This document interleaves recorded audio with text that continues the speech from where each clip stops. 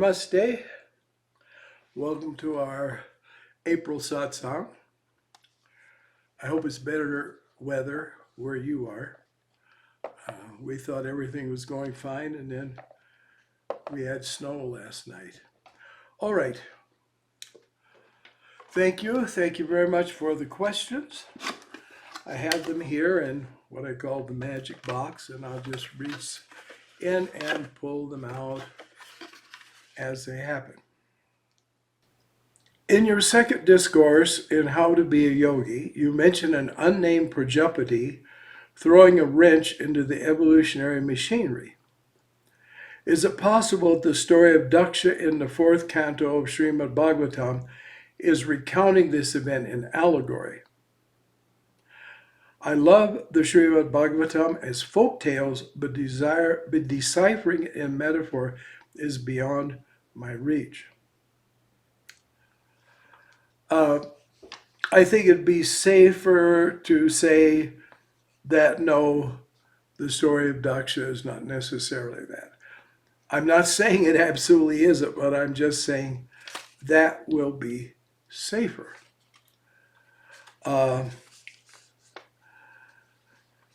Let me talk about what I had meant when I talked about it, and then let's come down more to this. Okay. There are 7 beings called Prajapatis, which means creators, fathers of creation. And the 7 together manifest everything in relative existence. Now, they're not the absolute God. They are Prajapatis, and actually the work they do is their work for their personal evolution, because that's their karma too. Until you're out and into the absolute, you always have karma. There are a lot of people that think they don't. In fact, I know a supposed yogi, intellectually brilliant, but who everybody else has karma, but my friend doesn't have karma. And when difficulties come up, and I say, well, it's a matter of karma. No. So what do you do? However, this is the way it's so. You'll not get away from it. So something happened. There was something not right at the beginning of the particular creation cycle. One yogi has just said and talked about this, and in his opinion, you could say he went insane, which you would think a Prajapati couldn't do, but I don't know. Well, anyway, he did. He rebelled. He didn't like the idea of the projection and withdrawal. The projection and withdrawal, which is a cyclic necessity in relative existence. And when the time for the withdrawal came, he thought, I'm going to lose my control. And perhaps it's worked out that this is going to be my last chance as a Prajapati. And you would think then he'd say, thank heaven, I'm going to go on higher. But a lot of people don't want to go higher. Therefore, he thought, I'm not going to put up with this. I'm not going to let this happen this way. And so he rebelled and attempted to make his own separate creation, which was impossible, but he flawed it greatly. He ruined it. So, say like a person with clay on a potter's wheel that makes a mistake and deforms the clay. That's about the nearest we can understand when we talk about Lucifer. Lucifer is not Satan. Satan is the principle of cosmic delusion. Pretty well incomprehensible because you and I don't really understand what an angel is. So imagine that. So we can't understand it. But this being's Lucifer, that was his name. It means light bearer. It's rather an ironic title. He rebelled, he fell, he does exist, and he has a whole army of foolish beings that were in an angelic level, and they fell with him, and they make a lot of trouble. And that's as much as we should talk about. There are people that are obsessed with devils, they're obsessed with evil spirits, they're obsessed with exorcism, and so on. And that's a rather dangerous trait to have. So let's us not indulge it. The thing is, we know the truth through Sanatana Dharma, through what the Vedic rishis have given us, and we know yoga. And by yoga, we'll go up. And I know you may hear they say, oh, then they get jealous and they try to attack. They do those that aren't actual yogis, but are trying in their own effort to evolve. And they do bother them sometimes. But the yogi, I'm talking about a Soham yogi. The Soham yogi is evoking the divine nature in himself absolutely. For, as the Upanishad says, in the beginning, Prajapati said, in the beginning was the Word is with God. What was the Word? Soham. And it's eternal. No one can take it away from you. It's also your essential being. And it's in you as breath, and breath is far more than the movement of the lungs. Even in the causal body, this major force is there.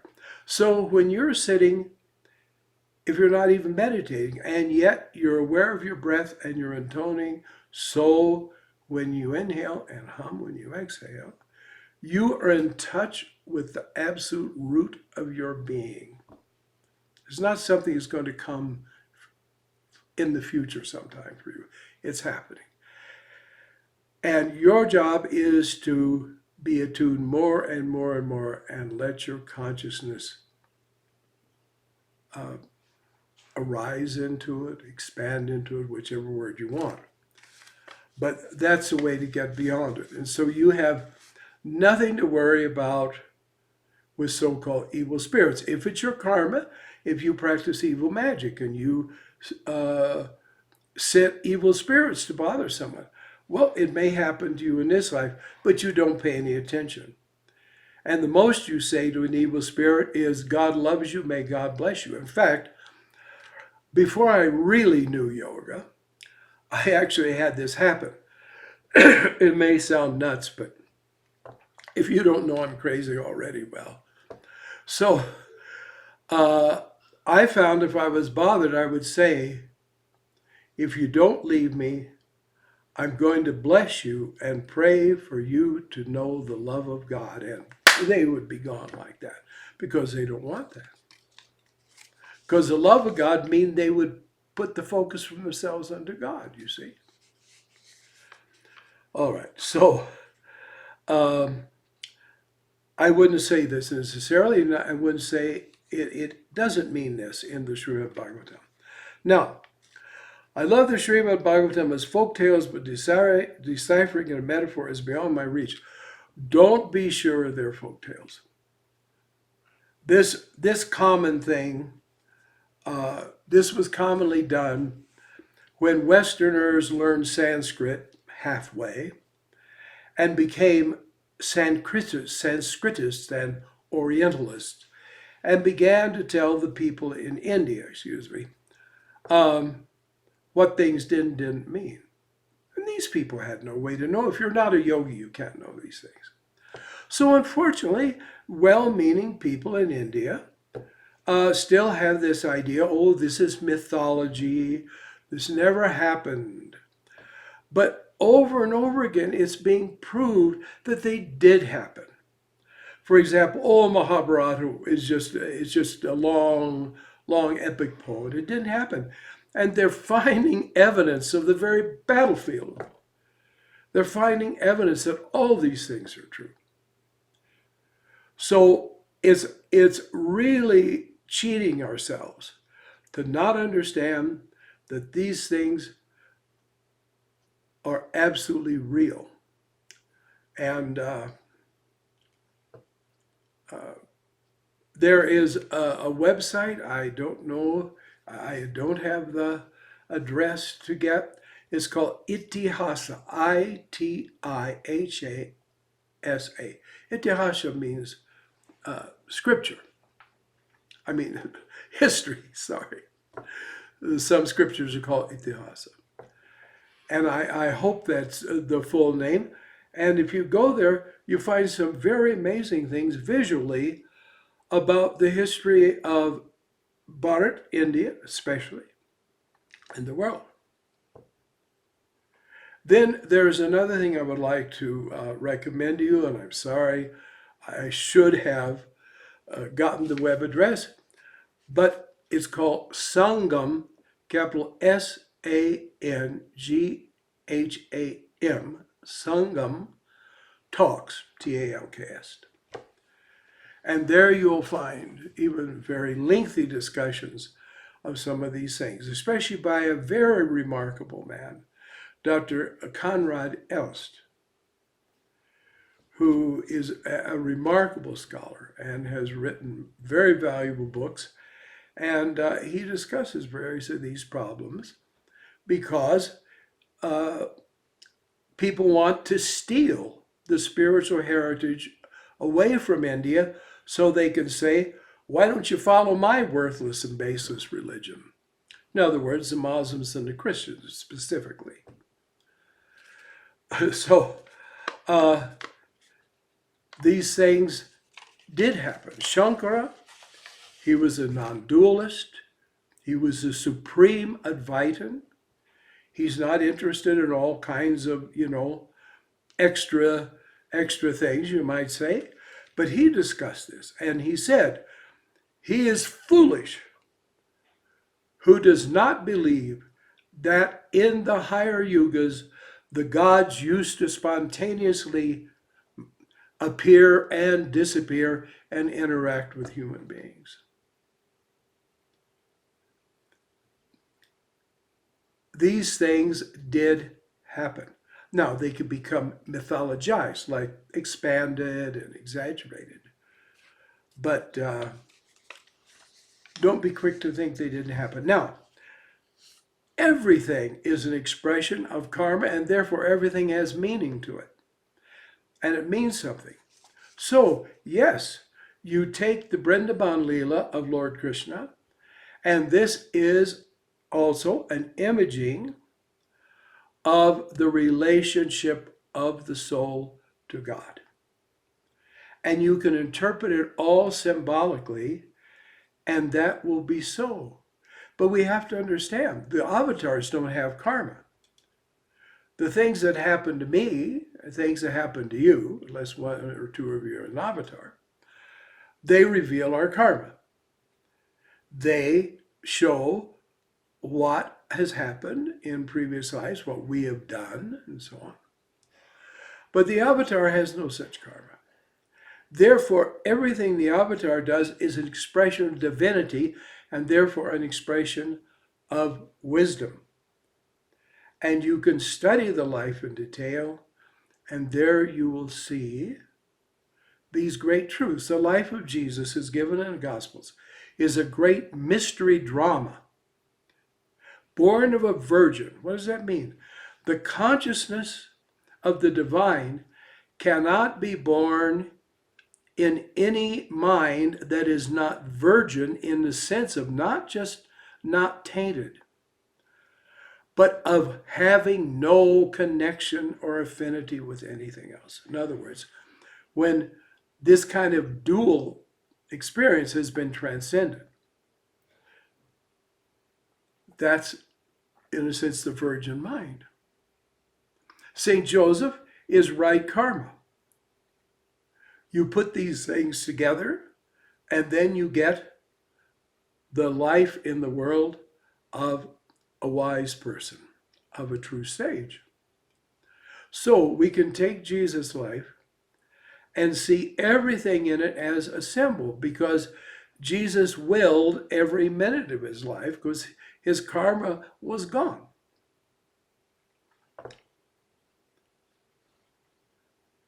So everything can be symbolic. This is very important to realize. Therefore, it doesn't matter really whether we think these are historically correct or not, but they are metaphysically correct. So we say, what is a symbol here? What is the message here? What is it? What is this profound meaning? And I apologize, I really took a long time on that, didn't I? However, I will keep on until the questions are answered. If we have to turn off things, then you can go to our ocoy.org website and find then my answers to other questions, and that will be posted. Some Christians claim that one can lose one's salvation. Is this also spoken of in Hindu Dharma? Of course not, because it's stupid. You are liberated now, but you don't know. So you say, I'm a human. I'm only a human. I'm weak. I'm this and that. That's your dream. That's Maya. That's samsara. But you're not any of that. You see? So you've lost, the fact you're here in this world, in a sense, means you've lost your salvation. But that means just you've lost the consciousness of it. How many times you can say, well, I used to have a such and such, and I really need it now, and I'd like to find it, and, well, I don't know, it went somewhere. And then you look and you say, oh, wait, oh, here it is. Well, that's it. You discover the thing you think you've lost, but you haven't really lost. And I know this can sound like double talk, because the Western mind is the most simplistic and materialistic mind you can get. And like a little ant, it can only crawl along in one little line. So they want to think in the line. What is the highest thing? What is the primary thing? What is the main thing? Well, of these 8 things, give me a descending order of their value. Only a fool thinks like that. Learn to get beyond it. How will you do that? Become a yogi, a real yogi, and meditate. So, you can never lose the state of salvation, but you can lose the awareness of that state. And therefore, the whole message of the Bhagavad Gita, Krishna says to Arjuna, Arjuna, be a yogi. That's the essence. People who are influenced by the West, they like to have the 8 verses of the Bhagavad Gita in 8 verses. The Bhagavad Gita's message is so many verses. The Bhagavad Gita's essential message is that, O Arjuna, be a yogi. All right. How to not enhance our ego while engaging in sattvic practices. Well, if they're genuinely sattvic, then they can't have a negative effect on you.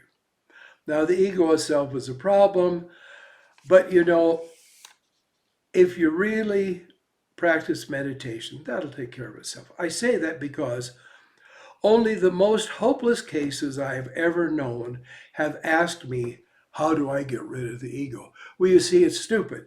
The ego is a ahankara. How do I get rid of the ego? That's like, how do I get rid of myself? Sri Ramana Maharshi discussed this.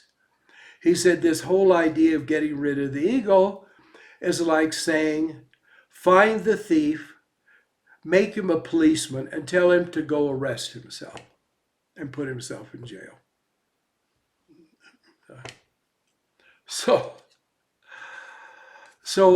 But sattvic practices make you sattvic if they're real, and if you make all of your actions sattvic, then it will happen. Sattva is light, and you're light. So it will reveal your own true self, your own true nature. I work. Can I watch a replay? Yes. You can watch a replay of these satsangs. They're also on our ocoy.org website. Can you speak a bit on the subject of spiritual dryness during meditation? Throughout most of my life, meditation has been pretty blissful, feeling the presence of the divine. In recent months, it seems that presence has largely disappeared, and I feel a lot of emptiness during meditation, despite my renewed dedication to spiritual practice. I'm unsure as to the reason this is happening. It feels as though I'm doing something wrong. First of all, you've got my sympathy, because I understand this kind of situation. You see, it was very interesting. One time someone came to Sri Ramakrishna and said, I'm an atheist. I don't believe in God. I don't believe in any of this. What did Sri Ramakrishna say? He said, that's good. That is also a stage on the way to self-realization. What does it mean? You have to get rid of fake religion to believe in real religion. You've got to get rid of delusion to really get to reality. So often when we think I'm empty, meditation, well, that's the way things really have always been. But we were walking along, looking up in the sky, saying, hello, God, hello, world. And now we're finding out that it wasn't true. When you grow up, a lot of the illusions of childhood are dispelled. When you were a little tiny child, you thought your parents were omnipotent. Well, you found out they weren't. And you really found out they weren't omniscient. So you see, this is often a very good situation. It means you're getting rid of a mistake to find out what's real. So again, feeling good in meditation means nothing. That's neurological. You can take a pill to feel good. You can take tranquilizers. People drink alcohol, use various drugs, and they feel great. But they're not great. Feeling is absolutely nothing. There are people that think, oh, I feel God with me all the time. Well, that's nice. But you see, God, me, that itself is an error. So eventually, people have to quit feeling that way and do sadhana, be a yogi, and then the real thing will start to come. That is true. It can take some time, and I don't mean 50 years, but it can take some time. And then at the same time, you have to question your practice. First of all, am I really doing it right? And then, is the practice itself valid? Will it really take me there? So a situation that you're in like now is a very good thing, because it means you're on the threshold of a better understanding. Very definitely so.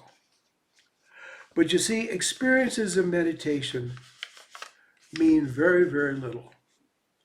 And a fake yoga gives you experiences that you think are very valuable, and you're gulled into thinking, both by your own ego, that you've gotten somewhere. But real meditation doesn't do that to you.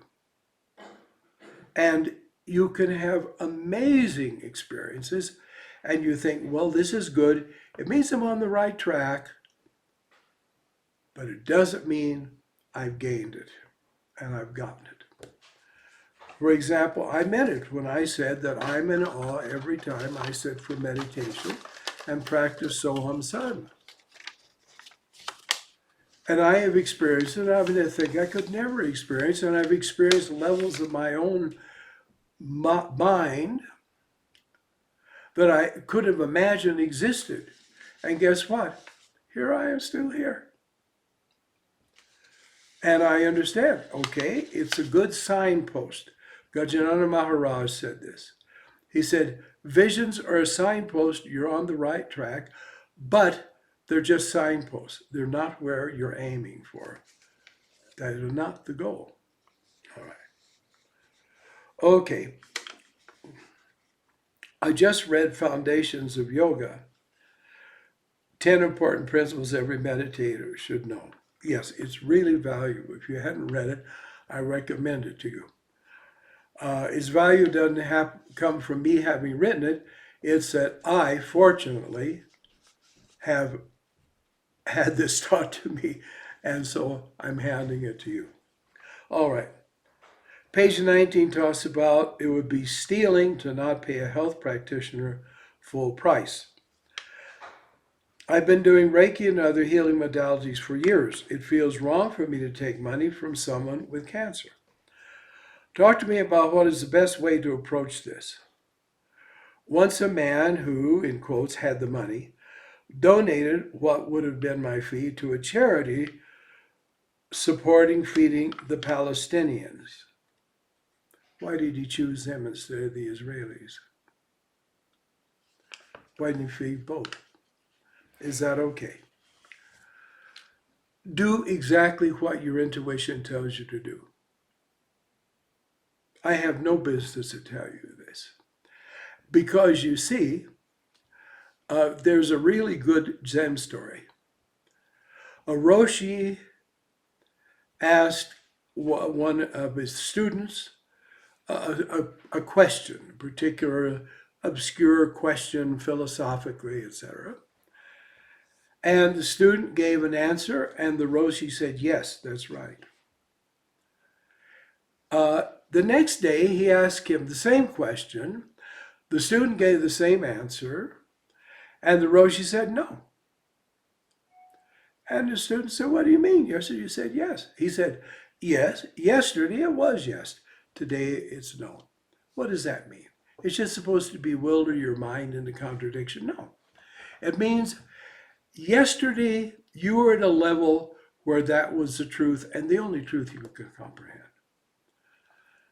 But today, you're at another level. And you see it another way. You see, there are a lot of people that are nowhere that decide that change is bad. Or they're the kind that think is good. I've been going through a lot of changes lately. And back in the old drug days, you heard that a lot. They didn't change a dot. Their delusions went in different costumes. So, yet, that's all you've got, yourself and your intelligence and your intuition. So, it's good to meditate and not think about the question of meditation. To meditate, at the end of meditation, just calmly put the question in front of yourself and see what you see. And it's good to do that 2 or 3 days in a row. Because there are times where you should take the money and there are times when you shouldn't. And it'd be irresponsible of me to say, 1, 2, 3, this is the way it should be. For example, let's say you had taken benefit from people in the previous lives and you'd not given them anything for it. You hadn't, given them any kind of compensation or maybe even real things. So now in this life, you'll counteract that by doing good for people and taking no payment. It's very reasonable. In fact, it's very good. But at the same time, you may, for some reason, be cheating yourself out of it. Something way back in your mind says, oh, I don't deserve it. You see? Therefore, meditate and see how you feel it is and do as you feel it is. No one has any business to tell you otherwise. Like I can say, it's good to not kill people. Now that's pretty good advice, all right. It's pretty sensible. But when it comes down to these things where there are these shades and aspects, that you must figure out. And guess what? You do your best to figure it out, and it won't be that, oh, you'll get it wrong and you'll have trouble for it. You won't. That's something being sattvic, your desire to do the right. And it will come out all right. So both the man that donated to charity, that's fine. And if you think you shouldn't, then don't. But be very careful. But don't ever let anyone take advantage of you. This is one thing, you see, the yogi thinks, well, I should have humility. Not only should I have humility, I should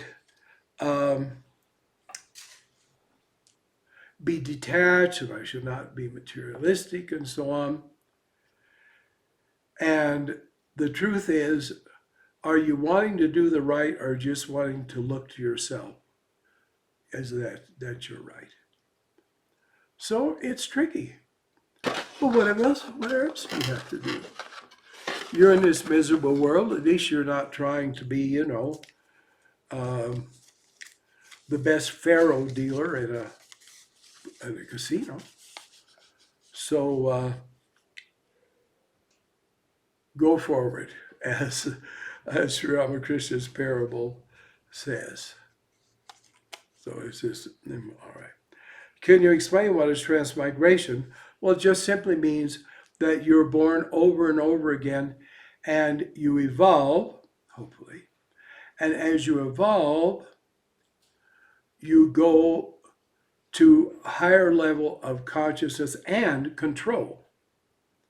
Because you're in these several bodies all put together in the complex that is you. Well, it was you when you were just a butterfly. And you evolve. Sometimes you evolve just by experiencing because you didn't have a rational mind to figure things out. But it means migrate from one body to the next body to the next body. Just simple rebirth in various forms is a fundamental thing. But the idea is that there is growth and development. You see, an enlightened human being isn't that much. We're on the bottom rung of the ladder. We're in the material universe. Now it's better than being a squirrel, but you were a squirrel at one time. So there are higher and higher worlds to go to. Incredibly higher worlds. Every one of us has to be the equivalent of a Prajapati eventually. So the real thing is to do what we can do to grow to the point that we've managed the ultimate. And then we don't have to do it over and over again. And I'm not just talking about rebirth in the material plane. There's birth and death in the astral and causal worlds. And you go up and down, and then finally, though, you can step out. But once you've stepped out, you can come back anytime you want to. But of course, it will be for an intelligent purpose, namely, the blessing, enlightenment of other people. Okay, here's the question. What is it that awakens to enlightenment? And that's a really right way to put it. Not what is it that awakens in enlightenment. Yeah. What awakens you to the fact that enlightenment exists? That enlightenment is possible. And even more important, what is it that gives you an urge to enlightenment? That gives you the feeling, yes, this is the right way. This is what it should be. When I was a Protestant fundamentalist, we sang a song, part of which said, "Have you heard a voice from heaven calling in a solemn tone, 'Come, my people, from confusion. This is not your native home.'" I mean, even there, the poets got some pretty good insight. We don't really belong here. This isn't our world. There's something for a higher greater. Here we are in the world of confusion. Our very good friend, Dr. Morris Netherton, the creator of past life therapy, and wrote the book called Past Life Therapy.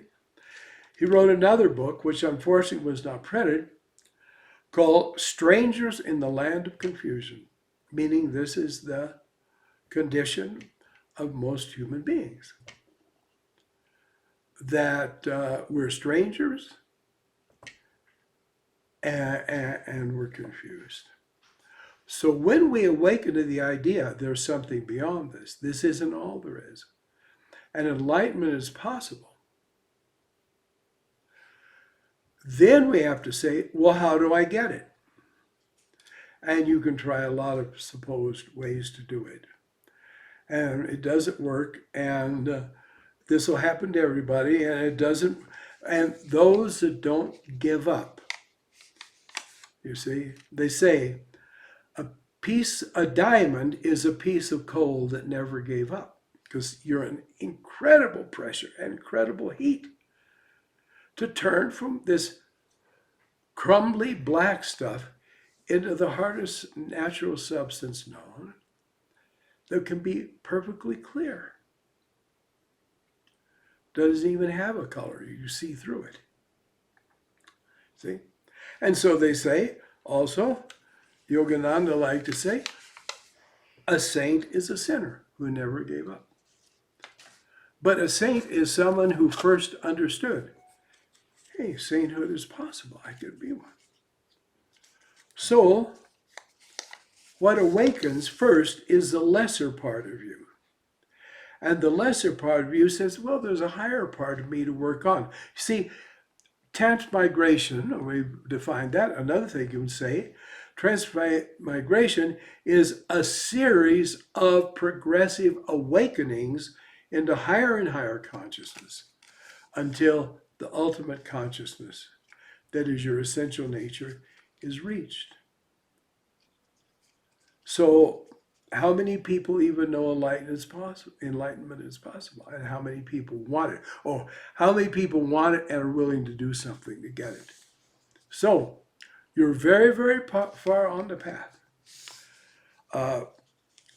Swami Satyananda, Swami Tarakananda, last time they were in India, they met a real yogi and a real teacher. And no, I won't give out his name and where he lives, because he'd be very annoyed if I did. But anyway, they talked to him. He lives in quiet obscurity, seems to be ordinary, lives by himself, cleans his own house, does his own laundry, does his own cooking, does his own shopping. And 3 or 4 people know. And they come quietly and they have satsang, and he tells them the facts. And we go. Anyway, he said to them, the questions you're asking is a sign that you're approaching the goal. See, Buddha said that. You have to know the right question. So the questions reveal the fact that we're coming near our own inner self revelation. So that's good. Please discuss the nature of consciousness. What is consciousness? Oh, you know, I don't think God, it, him, herself, could answer that. Consciousness is being aware. Now, if I say consciousness is being aware of an object, then naturally you'd say, well, then if there's no object, then is it not consciousness? And that's the right answer. That's the right question. The answer is consciousness has the capacity to be conscious of itself. But all other things have to go, and then you see it. You see, Edison tried a few hundred substances to make, hopefully, the filament in a light bulb. See, he didn't just get the idea of a light bulb and, oh, okay, fine. First thing, how's it going to give light? And so on. He realized a filament has to be energized in such a way that it radiates light. So it was literally a few hundred substances, and he one time told some people that were visiting them, because once he got well known, many people went to visit him in this laboratory. And when they said, well, didn't you feel discouraged? I mean, what did you think when you realized, well, I've tried so many hundred things, I still haven't found the thing? He said, no, it was progress, because I knew several hundred things that could not be used in a light bulb. So this is also. So you see, yes, what awakens to it? And the interesting thing is, will what awakens to it, will it last?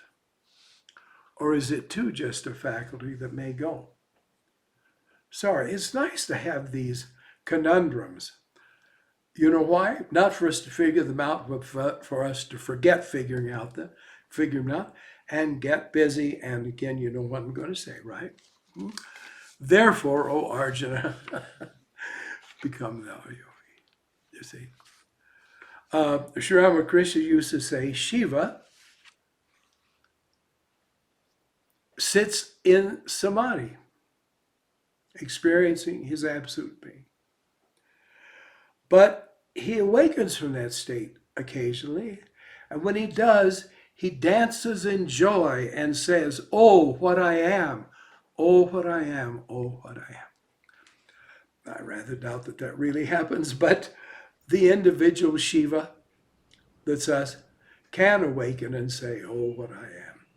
And that's what we're after, not being happy. People are so obsessed, especially in America, about happy. Are you happy? Who cares if you're happy? The village idiot is happy. You know?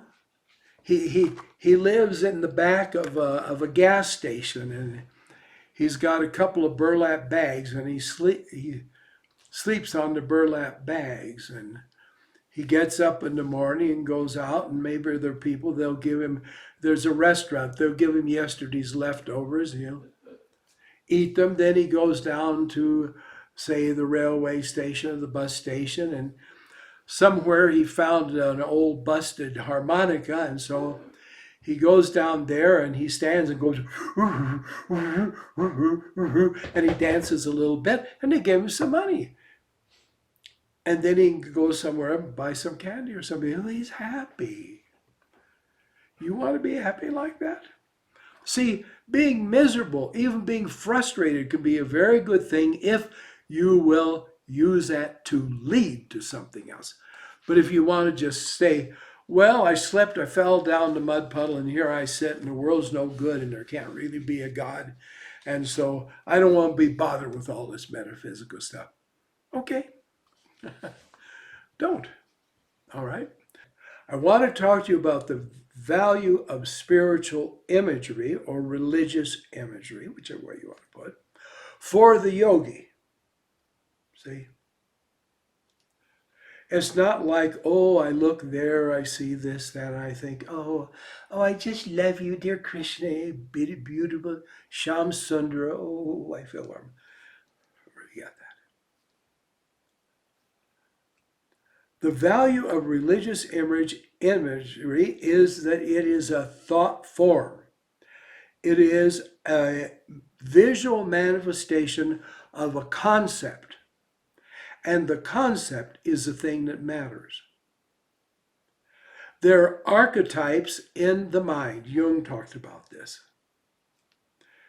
And he wasn't able to give it fully, and I'm nowhere as intelligent as he was, so I know I can't.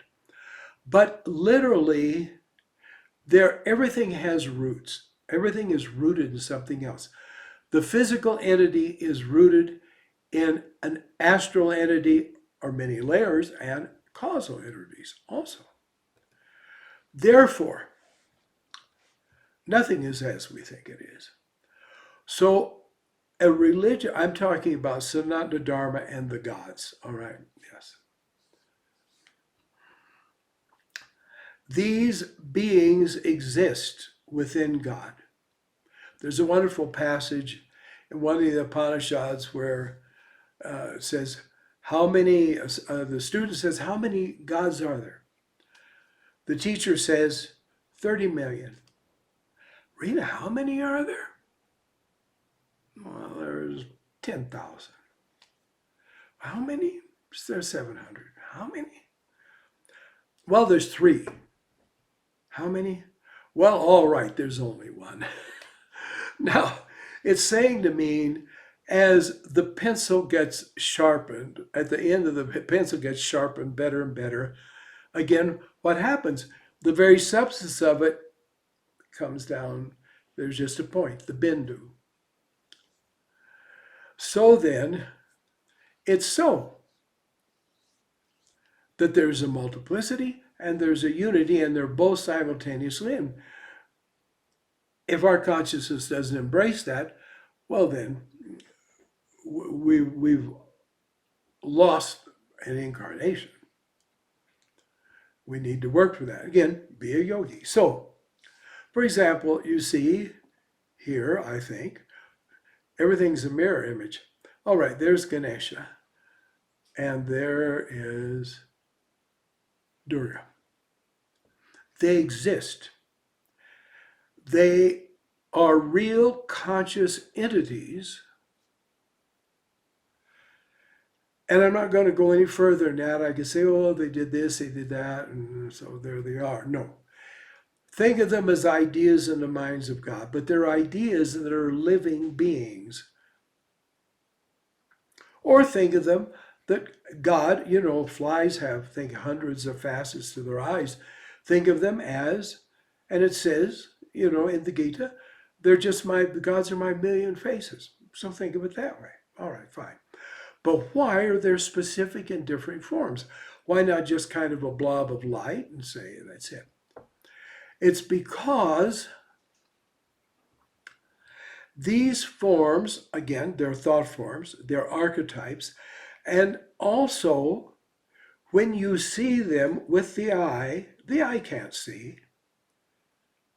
We say as far as the eye can see. Well, let me tell you, the eye doesn't see at all. The eye gets a message, and the message goes into optic nerves, and those messages go into the brain, and the witness of the brain, the buddhi, which is a whole higher level of us, sees it. But the mind itself is a field of energy, vibrating energy, it's living energy, and it's magnetic energy also. So when you look at something, call it a thread, the kahunas talk about what they call an aka thread. They say aka, of course, it comes from akasha. When you look at something, a little thread or projection or a ray of your mind, whatever you want to say, goes out and actually touches it. And some are more sensitive to the touch than others. But it really happens. And when we talk of visual things, you can truly say, well, what's really out there, we don't really know. We're just seeing an interpretation that's back in our mind. It isn't just in our brain. Our mind's beyond our brain. All right. But the mind is a field of energy that shapes itself into what it sees. So when you look at that image of Ganesha, your Ganesha is in your mind at that time. The vibration of Ganesha, I'm looking at, is in my mind now. So if I look at it, that which is symbolized by it, for it is also a symbol, will begin, that state of consciousness will just begin to come into my mind. Now, we're going to a very deep subliminal level, but it can grow and come out on the conscious level. And the same with Durga, and the same you see next to her is Shiva. These are very important. These are states of mind. These are states of consciousness. And it's multifaceted. And if it doesn't hurt God to have all these facets in his or its mind, it's not going to hurt your mind either. Forget the old, oh, I just sit thoughtlessly. Well, so does this container. It sits thoughtlessly. It's just a lump. It's a nothing. But you're not a nothing. So it's a silly idea that you'll get anywhere with that. And no, Sri Ramana Maharshi did not teach to do that. That's a whole question otherwise. So anyway, the imagery, now there you see, there's Anandamayi Ma. She wasn't born, she never died. When you look at that, you begin to get a touch of that which appeared in the world as her. So there's a Ganesha consciousness, there's a Shiva consciousness, there's a Durga consciousness. And therefore, when you see them, that Devic, that divine thing, begins to come into you. And you don't need to only look at one at a time. You got the ability to see a million things at a time if you just realize it. Therefore, having religious imagery just where you see it in the periphery of your sight. For example, I'm looking at my eyes in the image. All right. But right off to this side, I have a shelf with about 6 images of Ganesha on it. Now I am subliminally, especially in my higher developed mind, I am seeing Ganesha at this moment. And there is Guan Shiren, Avalokiteshvara or Kuan Yin. I've got 8 images of her are on this shelf. In front of me is Jesus. 2 great Christian saints, their photographs are up higher. And they're all around here.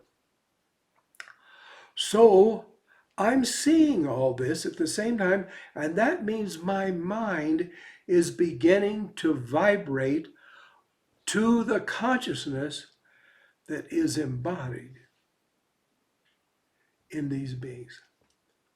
Now, ultimately, of course, through meditation with closed eyes, I've got to become aware of that which is truly me. But as long as I'm living in a relative world, to have all that vibration continually in my mind, you see? In other words, all that is there when I'm looking at you, and it's all in your mind also. Therefore, if there is imagery wherever you see, it'll be helpful. We have a room, our main room in the ashram, has photographs of holy people, 40 some. So no matter where we sit in that room or what direction we're in, those are all present in our mind. Here in this room, I don't know, there must be 40 or more. And first of all, you can also intuit what you don't see. So there's a visible presence that is also the vehicle of an invisible presence. And that's radiating at me all the time. Now, don't go out and get 50 holy pictures and stick it up all over where, so people wonder if you are completely crazy. But know that having something always there within the range of your sight is valuable. And there's more than that. When you take that form and you have it with you, and you have it where you meditate, you close your eyes, but the radiation of your aura embraces them, and it begins to magnetize them, And that principle, or God or person, whichever way you like to think of it, begins to be increasingly present, vibrating powerfully in that. Photographs are especially sensitive. Dowsers can detect a subtle magnetism of an individual through their photograph, as long as that person is alive. When the person leaves the body, that magnetism goes. But when we're talking about great masters who cannot die, and even though their body is invisible, if their photograph is there, a connection is made with them in the higher and even the highest worlds. For example, I remember when I was living next door to Self-Realization Fellowship, and people had photos like of Yogananda and of the various holy masters and so on, and where they meditated. And people say, you know, I meditate and I open my eyes and it looks like their eyes are moving, their eyelids are blinking. Sometimes it looks like the mouths are moving. Have I got something wrong with my eyes? In my case, I have terrible astigmatism, so naturally I think, well, is it all astigmatism? But fortunately, Sister Mira, most remarkable woman, who was one of Yogananda's very long-time disciples, when she was asked about this, she said, there is a subtle connection with the photograph, and the very astral energies or astral bodies of those masters begin to manifest through them. A friend of mine was very interested in Anandamayi Ma, and you could say was devoted to her. Of course, it was just the idea. He hadn't met her, but he read about her and he had seen photographs of her, and he was very drawn to her, and he wanted to go to India to meet her. And I wasn't interested at all in her. I don't mean I had an aversion to Ma. I knew about a whole lot of holy people, and so it didn't mean much to me. And he came one time, he spent a week or two with me. We'd meditate together. And he had about a 8 by 10 or an even larger photo of Anandamayi Ma, where she was looking down, like I'm looking down now. She was not looking up at the, in a sense, the person who would be looking at her photo. So we would meditate, and then at the end of meditation, when I opened my eyes, if I would look at her photo, her eyes would fully open and she would look at me absolutely directly, and whoosh, I would say I felt something. And this would happen daily. And some people are dense. And therefore, when the photo would do this, I would actually say to her, what are you looking at me for? Charlie's your devotee, not me. But you know, I went many times to see Ma and travel with Ma, and Charlie never went. So you could say that she knew who was going to come through or not. But so it is, you see. These divine presences are here, and they vibrate through, again, their depictions. This is why temples are so important. If you have a Krishna temple and the prana partition has been done, the life has been put in the image, Krishna's life is in there, and Krishna is there. The image isn't Krishna, but Krishna is living through the image. There was an image of Krishna in the Birla temple in Delhi, in a satsang hall, a huge satsang hall. The image must have been, I'm sure it was 10, 12 feet high, of Krishna. And he was at one end of the hall. and that image was alive. And his chest rose and fell with breath. And it's just fine if you don't believe that, because I hadn't believed it at times when I heard about it. Though I remember someone, before I went to India, showed me a statue of Kali, a photo. And he said, people say she's a Jagrat Murti, it means a living image, and that you can see her breath, her breathing. So I saw it clearly. So I used to go and sit there and just watch Krishna breathe, and more than that, people came in a constant stream, and they would go up and touch the image's feet. You can't do that normally in a temple because the deity is in a separate place, sort of like a little room inside a bigger room. But people would come in a constant stream, and they would touch his feet. And I could see the expression on his face changed according each time a different one touched him. And I could tell who was his devotee and who wasn't, and who'd come just for a rote and didn't. And believe me, it would show. Well, or believe me, I saw what I thought meant, because you don't have to really believe me. So you see, but I took other people there and said, watch, and they'd say, well, he's breathing. I didn't have to cue them in. I said, yes, he's breathing.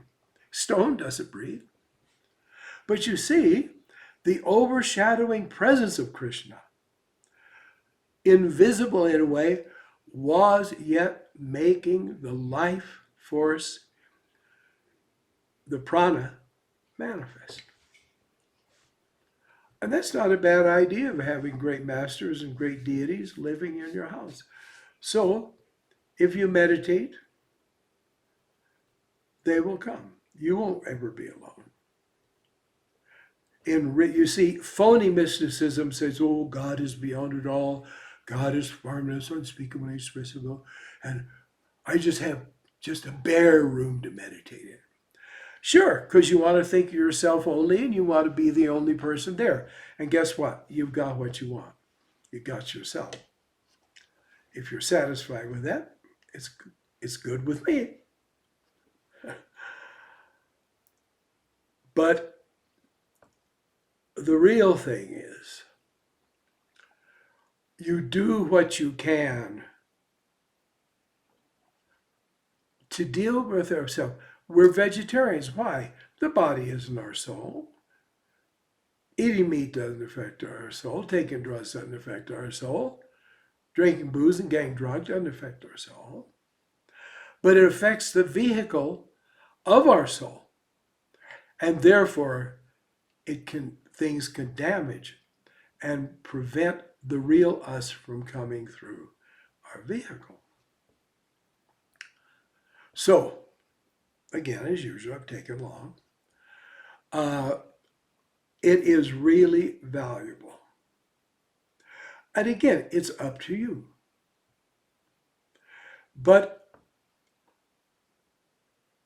there is life in everything, so why should there not be life in the image? There is a shrine in Eastern India called Shakshi Gopal. The image was originally somewhere over in the western part of India. And a vow was made, and this man who believed in Lord Krishna wanted there to be the vow to be made in the presence of a worthy person by whoever he was dealing with. And so he brought the person to the image and said, here is Krishna himself. Take a vow in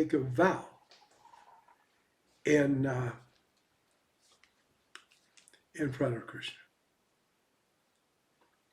We took the vow. He didn't follow the vow, and he went to live off in the eastern part. And so this man, who was of course a saint, said, Gopalji, you come with me. This is not a myth. You come with me and we'll go and you confront him. He hasn't kept his vow. And Gopala walked with him, the Krishna image walked with him, came right near to where the man lived, and then Krishna said, I'm here, you call him. He came. He was, shall we say, impressed. And then Krishna just was an image again. But it's there now, and people go there on pilgrimage. The witness Gopala. See? Why shouldn't it happen in your life? Why shouldn't it happen where you live? If you wanted to. Therefore,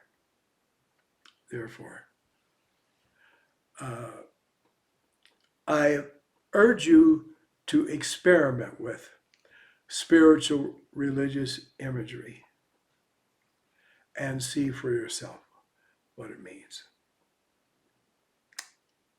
That's it. So, end of the satsang. As usual, you've been patient. Thank you very much. And I very much hope we'll be getting together next month. Namaste. Shri Krishna Bhagavan Ki Jai.